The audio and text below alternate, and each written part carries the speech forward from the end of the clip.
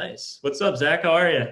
I'm doing well. How are you guys? Good, Uh, good. We're here in uh, Buffalo. It's weather's decent, a little chilly finally, but we're so happy you could join us, man. How are things in Pennsylvania? Probably the same as there, kind of hunkered down here at home, but doing Yeah. pretty well, trying to keep entertained.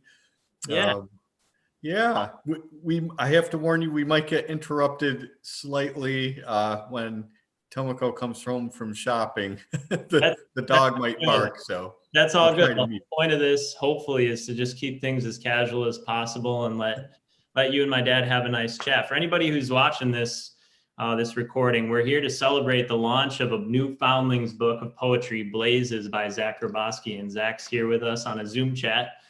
Unfortunately, he couldn't come join us. We had originally planned to have a big celebration for him here in Buffalo at Duende, but due to the pandemic, we had to put that on hold. And we're hoping that sometime in the spring, when things get a little more, easygoing, we can host Zach then for some kind of a celebration, and maybe he can read some poems live for everybody who comes down to join us. But today, we're going to host a little bit of a Zoom chat in the style of a podcast because my dad is here with me, Gerry Crinnin. Anybody who's followed Foundlings for any amount of time knows that my dad has been a big influence on Aiden and I. And we've also published some of my dad's work. But if I had to point to one person, maybe outside of my dad, who's been an influence on me creatively, someone who I've known in my own life, it's, Zach ranks up there with just about anybody. My dad and Zach go way back. They met each other as creative writing students at Binghamton University, and I've known Zach pretty much since the day I was born. I have some amazing fond memories of seeing him in my hometowns of Dunkirk and other places, Binghamton. And I think this book of poetry, Blazes, really captures the essence of a lot of those places and also captures Zach's creative spirit in a way that's fun, exciting, mysterious, and really cool. So without saying too much more, I'm going to let my dad hop on here. But before I do, a quick shameless plug. If you want to buy Zach's work and support this book, you can head over to foundlingspress.com. That's where you can find a link to purchase the book as well as any other Foundlings products that we sell. And you can check us out on social media where we'll be putting a link to this chat for people to watch later on. And also that'll take you right through to our website where you can buy the book. So Zach, thanks so much for being here, man. I really appreciate it. It's so good to see you. Wish you were here in person, but I'm going to let my dad hop on the screen now, and hopefully you guys can just have a nice chat about the book and catch up. Absolutely. Thanks for having me. Hey, Zachy. Hey, Jerry, good to see you. What are you hiding in your beard today? Oh, maybe a little leftover lunch, possibly. Like a jackknife might be hiding in there. Looking good, Jerry. I would like you to just start reading some of your poetry because it's so fine and, hook some of the listeners right off the bat. How's that? Well, I'd be happy to. I got my copy of Blazes right here. So you just tell me what page and then I'll hop right onto that also. So you can follow along at home. Okay. Exactly. I'm going to follow. All right. Involved. And as we go along, if you have any requests, I kind of put together a small list of some I might read, but I'm happy to read anything. So thanks a lot. All right. I guess I'll jump right in on page 5 here. Got it.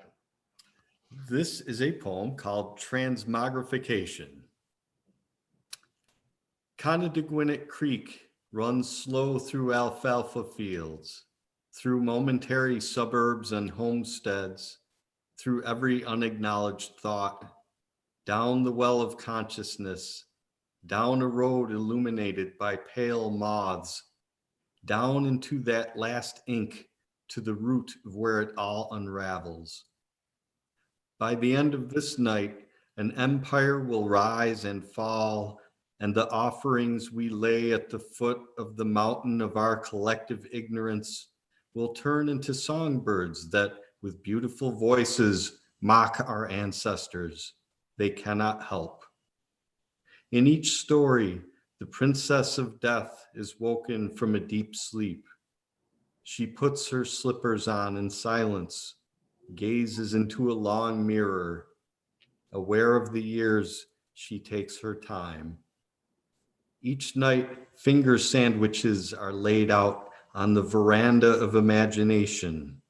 Anonymous guests assemble for the first solemn cocktail of evening. Nice.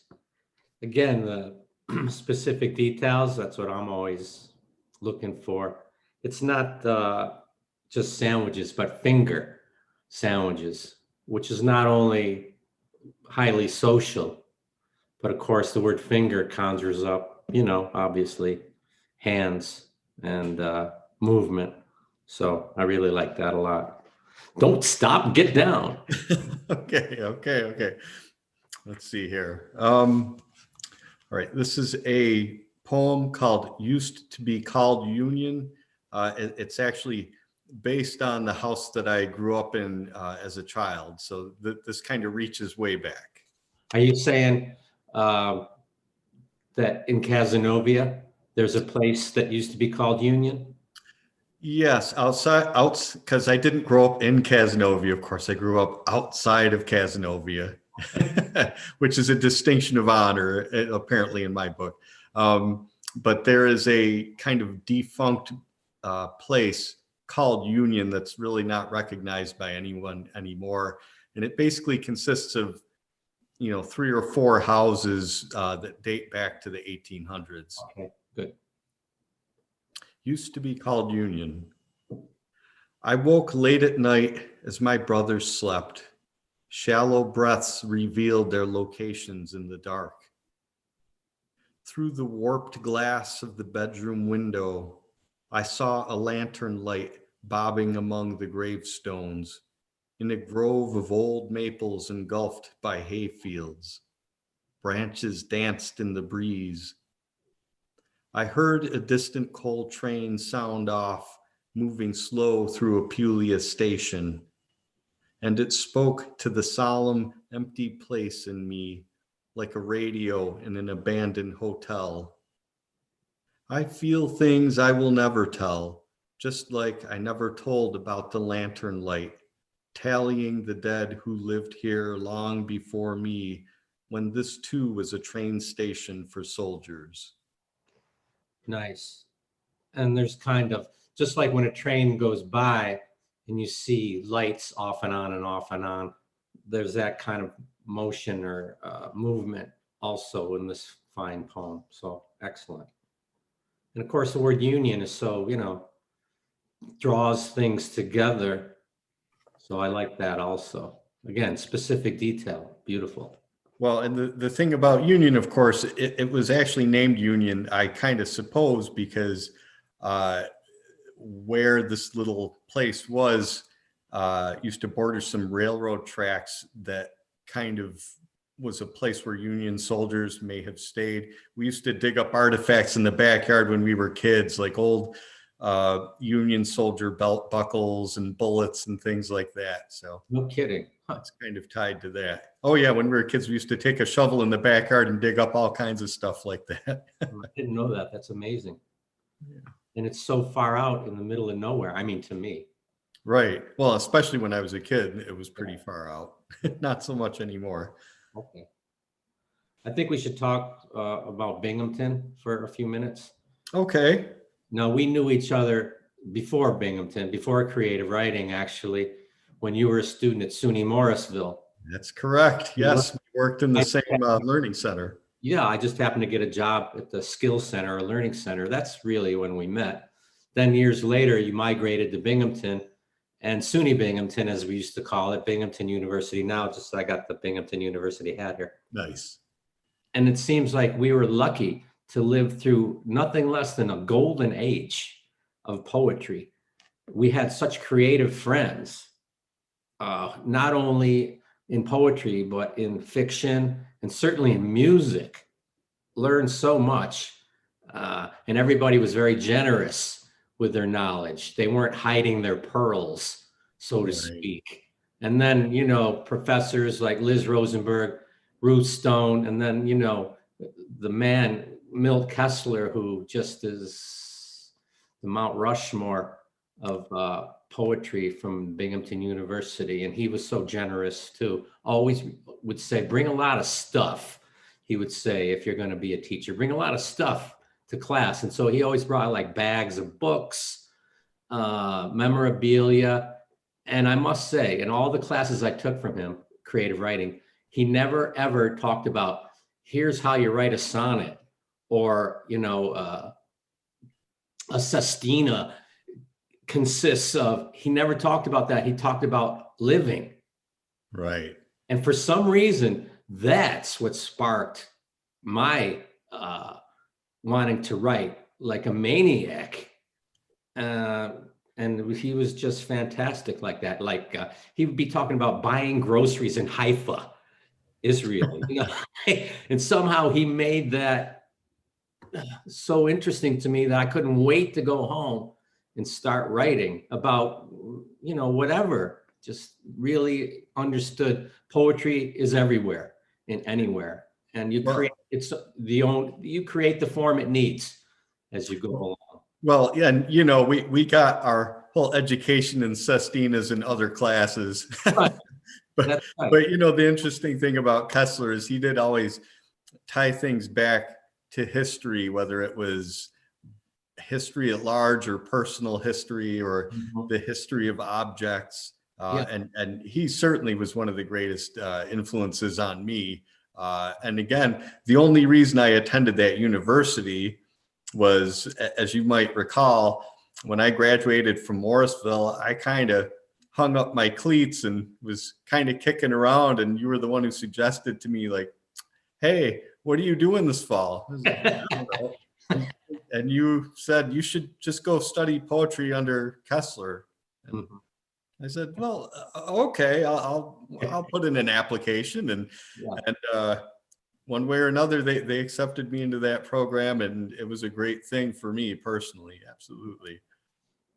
And not only did we have our highly creative friends and these professors of which we just spoke about, but there was also the Binghamton community poets.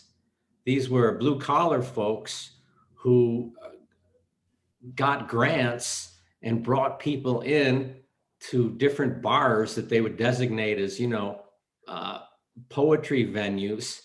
And also there would always be some open mic readings too, which is highly useful in getting used to reading your own work, because you would have the patrons of the bar who were not there for the poetry. Exactly. But they would put in their 2 cents and often 6 or 8 cents. And so it was good to ping off of some of their comments too, so that you didn't get too high on your horse, So that was highly excellent too. Yeah, those were great, gritty experiences, unpolished gems. And all those evenings were filmed. And here we are in Buffalo, and those films are at SUNY Buffalo, archived. Really, I didn't know that. As of last year. Anyway, I'll look into that more, because I'd like to go over there and go through some of those films. Oh yeah, that would be great. How about another winner there? What's that? How about another winner? Sure. Well, it's funny. I wasn't originally going to read this, but you started talking about Binghamton. Yeah. And I wrote a poem called Route 81. Yes. Which really is a road that connected pretty much where I grew up, and was the journey that you had to take to get to Binghamton. And so I recall as a much younger man packing up my car and driving at night and moving to Binghamton to go to school there. So here is a poem based on that experience. Yeah, I wish I had a dime for every time I went up and down Route 81 myself, to back to Syracuse and down. Yeah, you make that trip enough times, and it kind of gets in your DNA after a while. And I would be almost like in a trance, but then I would wake up when I knew the speed traps were coming up. I could just sense when they were coming. They were always in the same places. True today as then. Yes. Go ahead. All right. Route 81.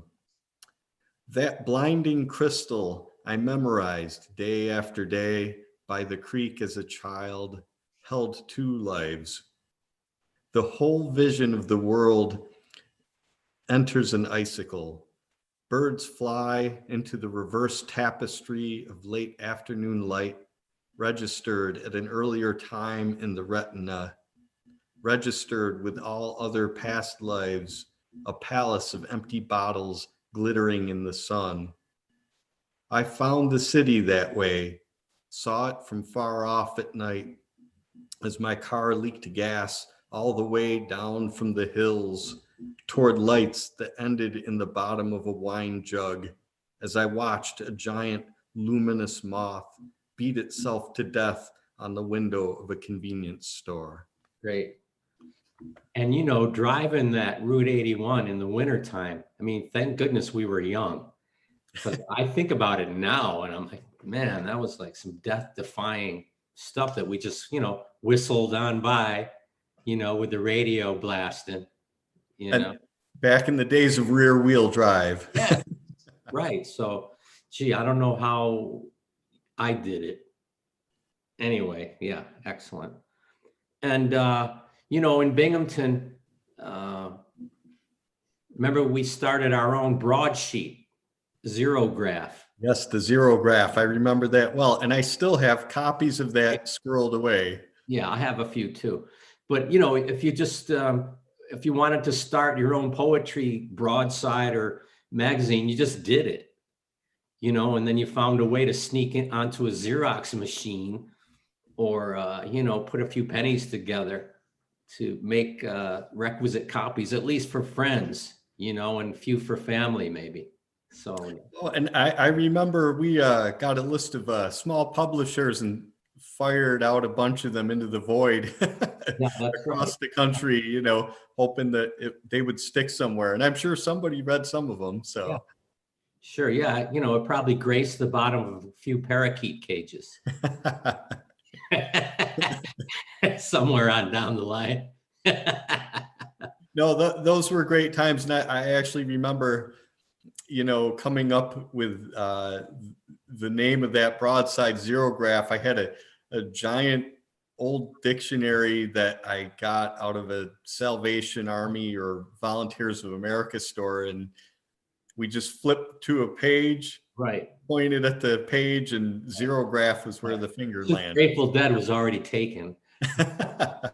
And what a great word that ended up being too, Zero Graph, you know. Zero Graph, very good indeed. Absolutely. What was the name of that fella who, I think we did a Zero Graph on him, where he took a trombone chart and it was all centered. Remember that really tall kid? Remember? Yeah, was his name Anthony Jordan, maybe? Anthony Jordan, that's it. Wow. Was he something else? Well, you know, going back to Binghamton just for a moment, I mean, one of the great things about that place was my little cohort in the creative writing program. Talk about diverse styles of writing and voices, and you know, writing in voices that were really kind of beyond what you could expect of the people that were involved at that time. It's just amazing how innovative a lot of those people were. And, you know, of course, I've lost touch with most of them over time, but I hope they're out there somewhere kind of chipping away at the block still. Yeah, me too. And I must say, when I left Binghamton, I thought, well, now I'll go back to Syracuse, much bigger city than Binghamton. There's bound to be a booming poetry scene there. No, yeah, there was nothing, basically. So again, Binghamton, we were just there at the right time. It was just. And that's what it was, the right time, not just the right place, but the right time. There was just a lot happening back then that you know, I hope I didn't take it for granted there, but certainly I look back on it and it was an amazing time. Yeah, big time. How about some more poems? These are great. Sounds good. What page you going to? Let's go to, let's see here. Oops, hold on a moment. Okay, page 12. Page 12, got it. Yes, and this is called Fire Lighting Song. And actually, you probably remember this because I remember this to the 10th power. Well, you were actually part of this poem. Yeah. So I thought I would dial that one in. Good. So this is Firelighting Song.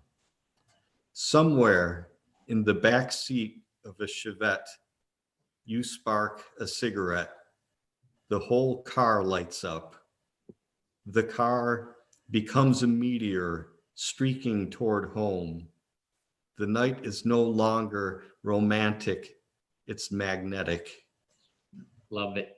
And I love the kinetic energy going through it. And whose poem has ever, glorified a Chevette? That's where the energy kind of came from, right? That first shock of electricity is in that word, I think. For sure, you're right. Marvelous. Always really liked that poem a lot. The iconic Chevette. Yep. It's right up there with the Escort. Okay. Unsafe at any speed. Now, so you and I were in that car one night, and I think there was a young lady named Anastasia. Yep, I remember her. Yep. And I cannot remember where we were traveling, but it was at night.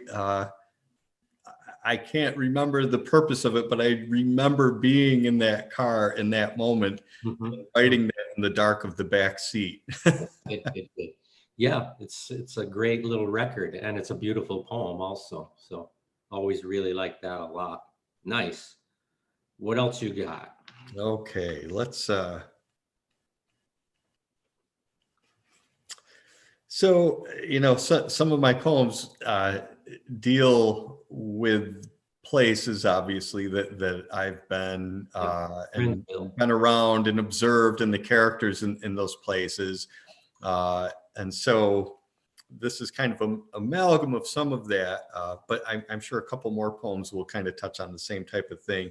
But this is called Small Town Diversions, page 20, Gerry. Got it. Thanks. Small Town Diversions. She gazes through the scene of exuberant affection and cheer, a smile that resembles a crocodile lying in ambush in the reeds beside a watering hole. We gather to celebrate mundane daily survival at the vacant gas station. She is always there, a shadow in the back corner. Maybe the best idea is to walk away into the side street where we all last saw Sasquatch. I miss him and sometimes lay daffodils on his mother's doorstep.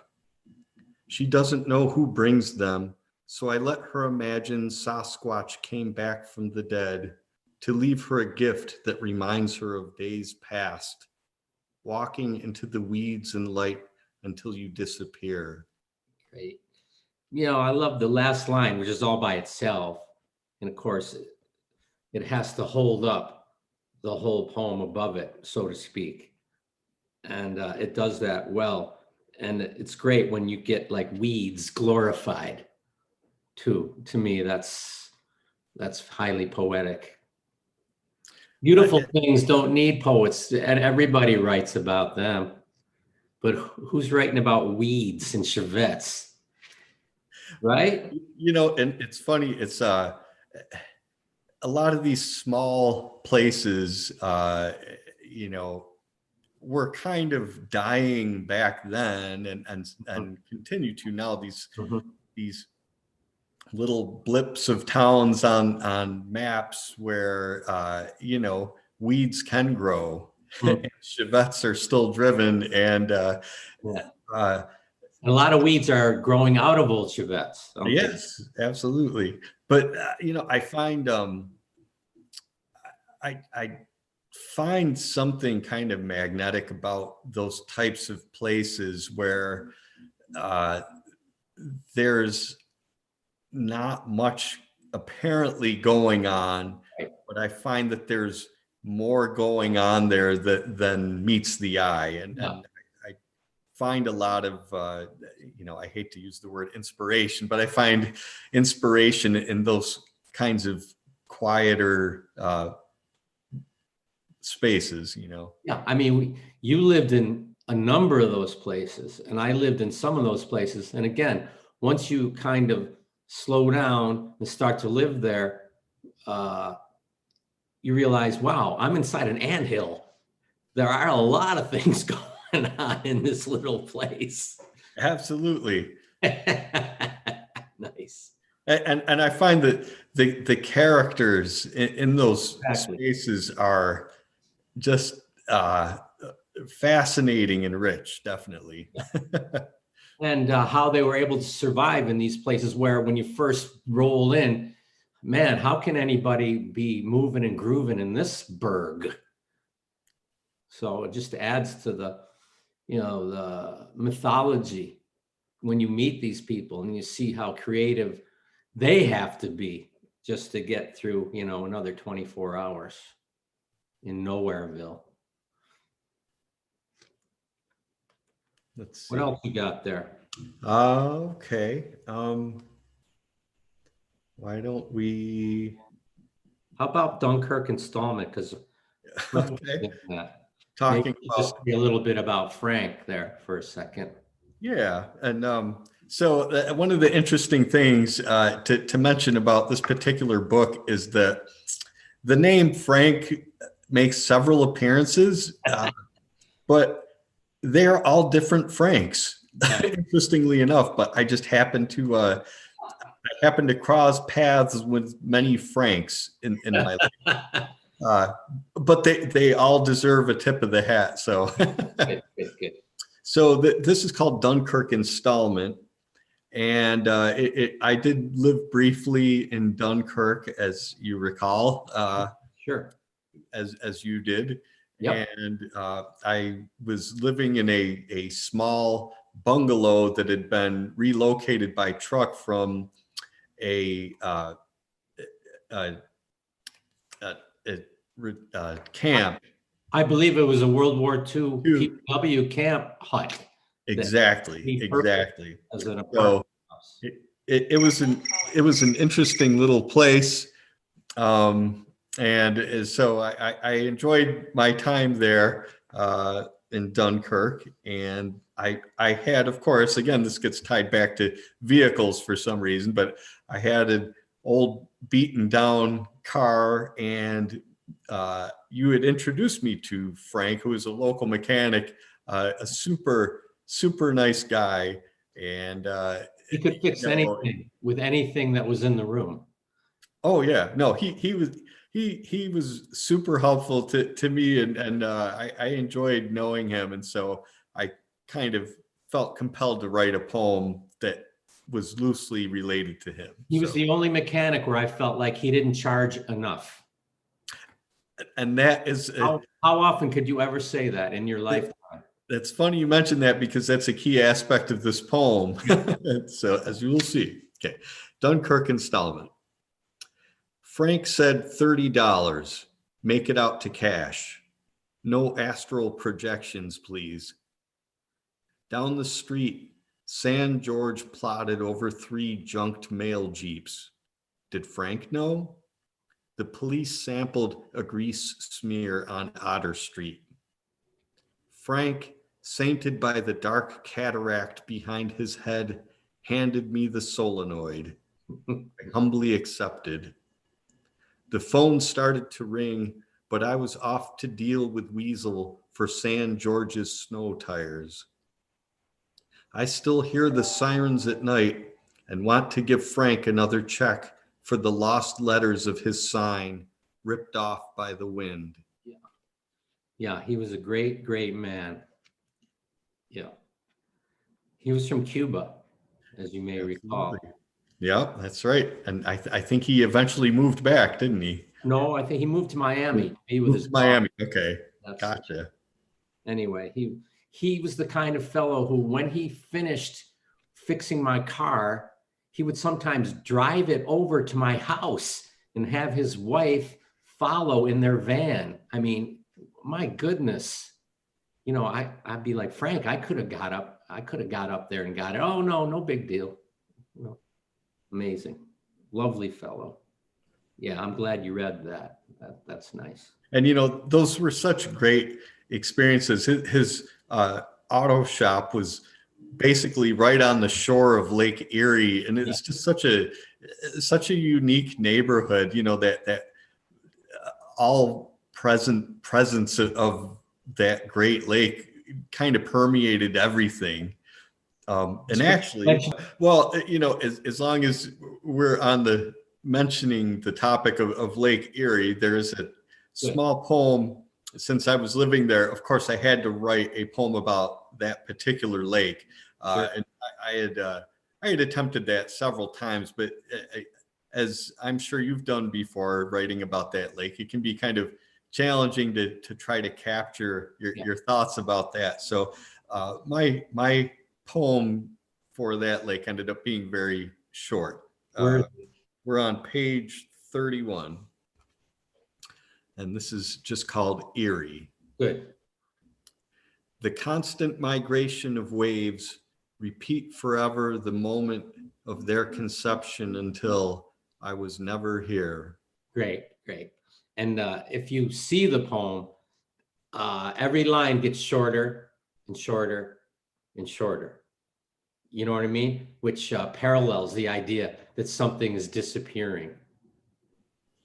And this reminds me of Neruda, from his book of questions, which is a beautiful book of poetry. And every single line in the book is a question. And in one of them, he says something like, what is the ocean trying to tell me? Right? In other words, the waves keep coming and coming and coming and coming. And he is perplexed because he doesn't speak ocean.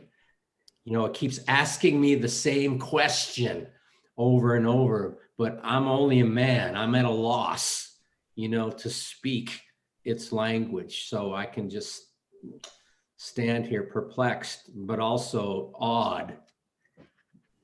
Anyway. Well, we had some great times back in the day, sometimes sharing apartments together, and late at night digging through various books, whether it was Neruda or Lorca, but also things like Russian fairy tales, or you know, just books of etiquette, or just getting into different layers of language, and just really enjoying getting into those things and breaking them down, and just playing with the language of those things was just such a great time in my life. I really appreciated those. Because we would take a book that was of no interest to anyone and kind of like turn it upside down, you know, and then quote, read it, unquote, that way, you know, until we found something that was, you know, that sparked. And then we were off to the races with that. Like etiquette books. Well, each of those subjects has its own language, you know, its own center of gravity, that if you kind of chip away some of the unnecessary parts, there's, you know, great beauty in those things. And like a how-to book, it's always in the do this, do that, do this, you know, so you pick up on different rhythms and rhythms too. Yeah, very good, very good. How about a couple more? Oh, absolutely. I mean, were there any you wanted me? Well, you'd mentioned the one. I like them all, so. What's that? I like them all. Oh, great. Okay. Well, let's see. How about the truth about squirrels? We're both have written a lot. We can do that. Poems about squirrels. That's page 41. Okay, 41. Okay. Great first line. Boom. The truth about squirrels. Squirrels lost my job. Responsibility slipped from my fingers to the floor for a janitor's midnight collection. I studied them, building nests in the binoculars, a twig and leaves at a time, as tanks amassed along the border of a dead acorn and a river, to prove once and for all the work of squirrels is a mantra to mind your own business. I just really like that a lot. And right before that on page 39 is bat. we're into the animal parts here. Bats, spiders, squirrels, all good stuff, I must say. Is that something you wanted me to read? You lived in. What's that? Again, from all the attics that you lived in. Oh, okay. Yeah, I can read that one. Really Absolutely. up close. Well, so the poem Bat came from when I lived on Pennsylvania Ave in Binghamton. I lived in a really huge old house, and the rooms were subletted out. So I lived with a random assortment of characters in there, and I was giant, right? Exactly. And I was when I broke the front window with a snowball. Yes. Oh, yes. I threw it really soft too, but the window was 1,000 years old and it just, shattered again. And my wife was right there, to frown me into. Oh yeah. No, I got a great laugh out of it since I wasn't the one who did it. So, but I lived way up on the 3rd floor. And so there was only one person who could be up there. And I remember if you turned out all the lights in there, there were so many holes in the walls and ceiling, you could see light coming in from outside. So it was an interesting space. And actually I loved being there.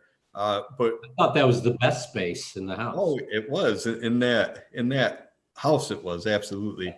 But this poem Bat comes from when I was living up there. I watched a bat squeeze itself through like a paper thin crack between the walls. And I'd never realized a bat or any being like that could flatten itself out to the thickness of a piece of paper. It fit into an impossible dime slot.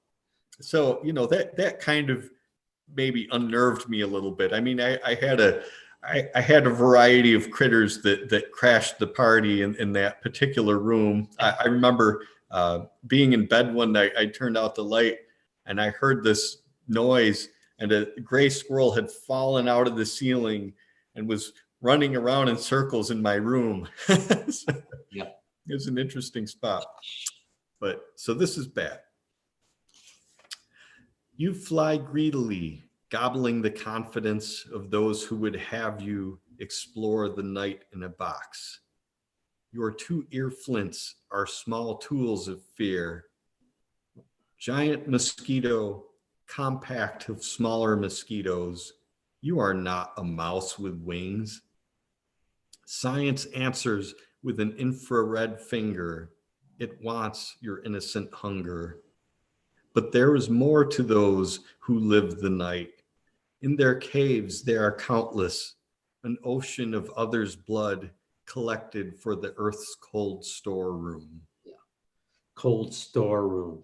What a perfect low center of gravity sound to end a poem, to me. Very good. Let's see. There's lots of different ones I could go for. How about, okay, I've got one here. I think if I can find it.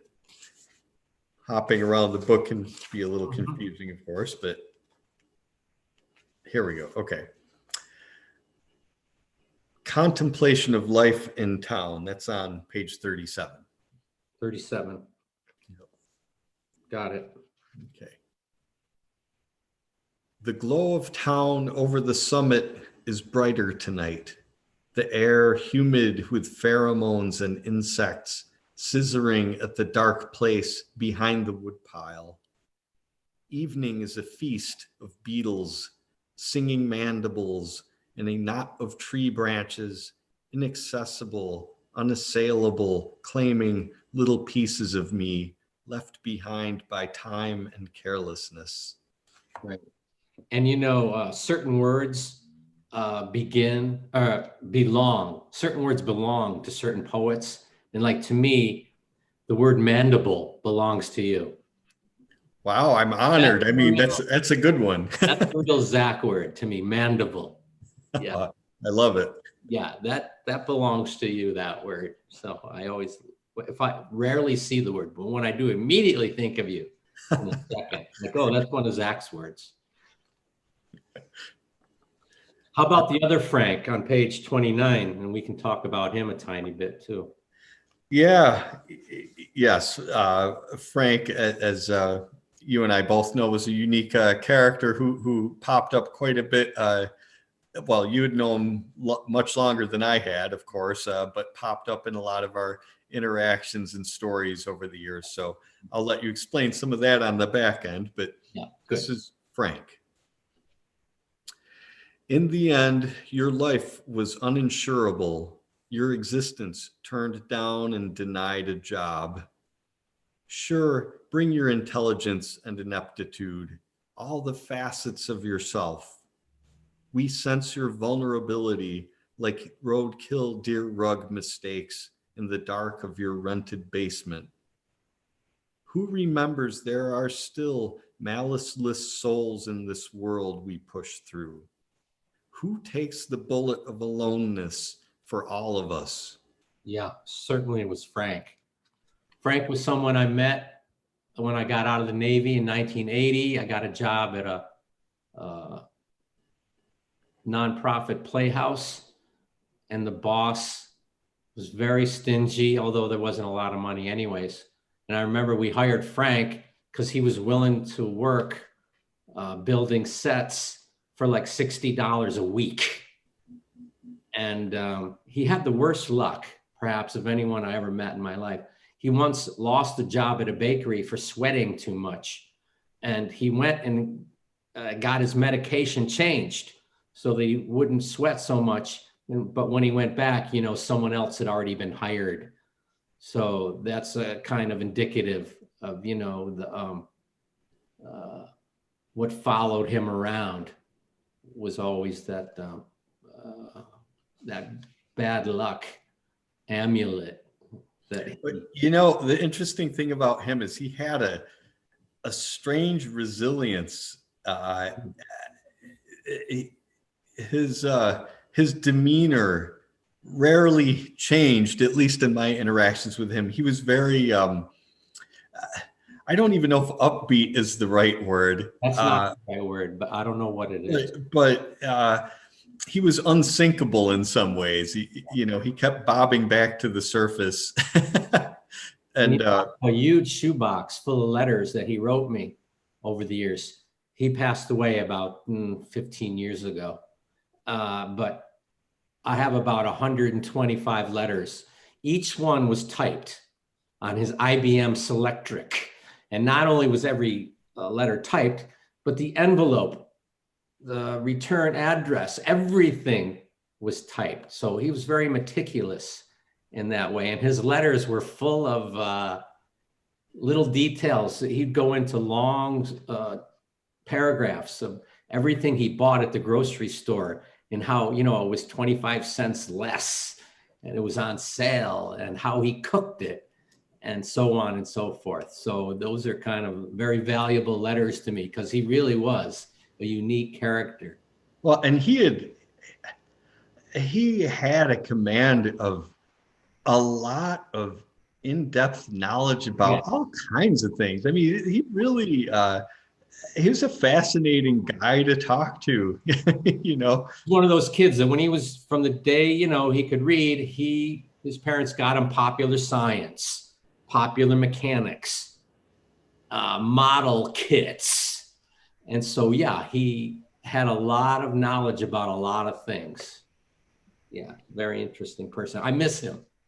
Yeah, well, he looms large in a lot of stories from the past and memories. I mean, he certainly was an unforgettable guy. He was even at my bachelor party, I recall. Yeah, I have some film of it. Those were great times, and I have a lot of fond memories of Frank. Absolutely. Excellent. Well, why don't you read one more, and then we don't want to give too much. We want to feed the lions a meatball so that they're hungry enough to buy your book. You know what I mean? Maybe one or two more, and maybe we'll kind of include a couple, over time as I got older and around a bit. I eventually settled down and got married to my wife, Tomoko. And so my wife, Tomoko, is from Japan. So I eventually started visiting that country quite a bit to visit family and things like that. And so I picked up, of course, along with other places I've been, a lot of different pieces of the puzzle that Right. Well really said. kind of built on experiences and things like that. And so one of the more recent poems that got into this book, and actually some of these poems go back, Gerry, to Oh yeah. when I was in my early 20s, Yeah. when we were kind of hanging around. And this is one of the more recent ones based on a town called Tone Town. It's a small rural farming town on the banks of the Tone River in Japan. And I would, to get some exercise, go for a little run around my wife's home childhood neighborhood. And so every morning I would see the same old lady out burning her scraps of paper and things like that, which something about just being there among the rice fields and seeing kind of some of these simple things really kind of triggered some thoughts. So this is called the Koto Player. Where's that? What page? That is on page 56. Good, got it. Okay. An elderly woman walks a narrow access road through hand-sown rice fields, stooped over as if she carries the years of many lives on her back. She empties a worn basket of papers onto a small ring of charred earth that will never grow anything again, and watches the thin trail of smoke curl away into the sky, an incense only she understands. She watches over the fire as receipts, the record of her days, pass away, not happy or unhappy. Like life, the act is simple, and whatever prayer she sends out into the mystery of space joins harmonic notes played long ago that live forever. Great, great. Sounds like there should be a little gong at the very end there, to mark that moment, that live forever. Ping. Nice, nice. And you know what? I want to wrap it up by reading, I think, what is one of your favorites, that, like so many of my poems, were written in a garage, kind of a dirty garage, late at night, just kind of kicking around, toying with language. But this one kind of popped out. As you know, Gerry, sometimes poems, you'll whittle away at them for years until you feel they're done. And then some just kind of pop out and they're done in the space of 5 minutes. And this was just one of those late night ruminations that just kind of magically popped out within a few minutes. So this is called Grammar. Oh, one of my faves. Grammar, yeah. Grammar. The comma is a Buddha. The colon is a Buddha. The period is a Buddha. All were sent to teach you, to confuse you, to demand your focus and desire, to rise above yourself, to say with conviction, ain't. That's perfect. That's the kind of poem where you should raise your right hand before you hear it and or recite it. It sounds like a pledge. And to me, it kind of is, in a sense, just personally to me, because, and I think you share this with me, that, convention, things having to be done a certain way, perfectly by convention or grammatically, or, to not be able to break the rules. I mean, that's the antithesis of what I feel like I'm all about, right? Or what just creativity is all about. Yeah.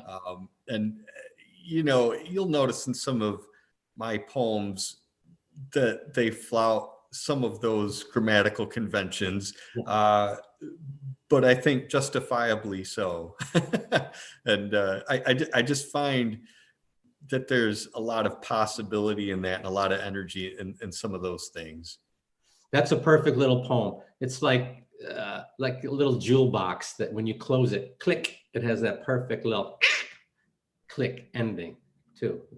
And it has something beautiful in it. So yeah, I love that. That's Well, great. and I mean, I just love the word ain't. So I wanted to immortalize it or enshrine it somehow, you know? Absolutely right. I totally envy you. Yeah. I mean, granted, I'd give you mandible, but now I got to give up ain't too. So Well, you've tallied a few of your own words along the way. So, well, and, you know, going back to Kessler, you know, one of the things that he used to say is that, you know, yeah, you're going to write a lot of poems, you know, but by the end of your life, if you've written 5 real poems, Yeah. you're doing more than 95% of poets out there. So I feel like I've at least got one. Yeah. No, I mean, he really said that if you write 5 good poems. And of course, when you're young, you're like, what? I'm going to write 555. Watch Right. me. But he was right. You know? Yeah, and I know I have a couple of his that I would kind of put in that category, you know, and some of yours as well. So, Good, thanks. Well, look, this was better than great. oh yeah, no, this was a blast. I had a lot of fun. I could keep going, but I know that these things come to an end at some point. Well, I'm going to let Max jump on here for a second. All right. Absolutely. All right. Take it easy. Great talking to you as ever. Hey, thanks for the time. I appreciate it. It was fun. Yeah. And your book is fantastic. I really appreciate it. Thank you. Many thanks, Gerry. Zach, that was Hey, the Max. best that I could have imagined, man. I want to thank you so much for reading poems for us, and the conversation between you and my dad brought me back to old times. I felt like I was hanging out in the garages of my youth, and that was certainly another chapter in the Dunkirk installment for me, so to speak. You know, I remember all those places, seeing you as a kid, and it meant a lot to me that you trusted us with your work, and we're really proud of the book, and we're honored that you let us publish it. So thank you so much for doing this, and more importantly, for writing an excellent book. And I want to remind anybody who hung around and watched all the way through that you can buy this book at foundlingspress.com. And we really appreciate all the support that everyone has shown. And Zach, we hope that we can host you sometime soon after all the craziness of the world settles down a bit, and then we'll get to hear some of these poems in person too. Yeah, I'm looking forward to that. I can't wait. And, you know, I'm so glad that Foundlings Press were the ones to publish this, because I think that, you know, through my interactions with you folks, you know, you really understand my work better than I could have anticipated anybody else doing so. So I truly appreciate the awesome work that your press has done. I'm thrilled. We appreciate it, Zach. That means a lot. And we love this book, and we're so happy that you chose us for publishing it. It's amazing. I encourage everybody to please check it out. So thanks, Zach. Say hi to your family. Say hi to Tomoko and Baizhang for us. And hopefully we'll get to see everybody sometime soon. Absolutely. Take care. Thanks for the time. It was a lot of fun. All right, Zach. Take care.